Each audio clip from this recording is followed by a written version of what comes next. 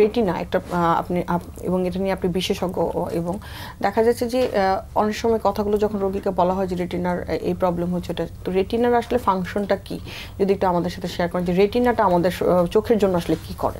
হ্যাঁ, রেটিনা হচ্ছে আমাদের চোখের ভিতরে একটা অংশ, এটা আয়নার মতো পাতলা একটা পর্দা, যা আমাদের মস্তিষ্ক থেকে এসেছে, একটা মস্তিষ্কের একটা অংশ।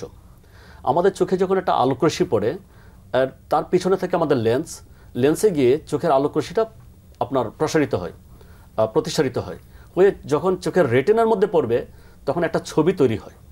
সেই ছবিটাই যখন আমাদের মস্তিষ্কে গিয়ে পৌঁছায় তখন আমরা একটা জিনিসকে দেখি। তো এই রেটিনার মূলত হচ্ছে যে একটা পাতলা একটা পর্দা, যে পর্দাটা হচ্ছে স্বচ্ছ একটা আবরণ, যেখানে একটা ছবি তৈরি হয়। এখন যদি যদি আপনার কোনো সমস্যা হয়, রেটিনায় কোনো সমস্যা, রেটিনা আপনার রক্তের নালী থাকে, রক্তের নালীর মাধ্যমে রেটিনায় খাবার পৌঁছানো হয়।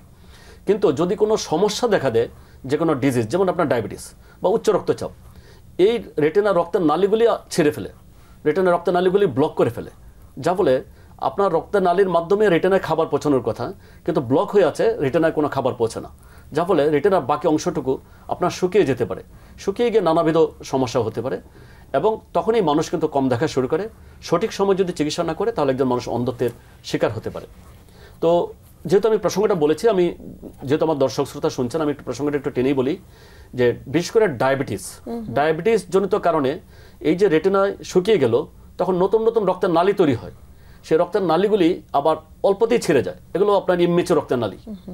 ছিঁড়ে গিয়ে তখন কি হয়, সেখানে আপনার রক্ত জমে, পানি জমে এবং লিপিড প্রোটিন জমে। আমি প্রথমে বলেছিলাম যে রেটিনা চোখের পিছনের একটা পাতলা স্বচ্ছ একটা পর্দা, কিন্তু সেখানে যদি আপনার রক্ত জমে থাকে, সেখানে যদি পানি জমে থাকে, সেখানে যদি লিপিড প্রোটিন জমে থাকে, তাহলে তার স্বচ্ছতাটা থাকে না।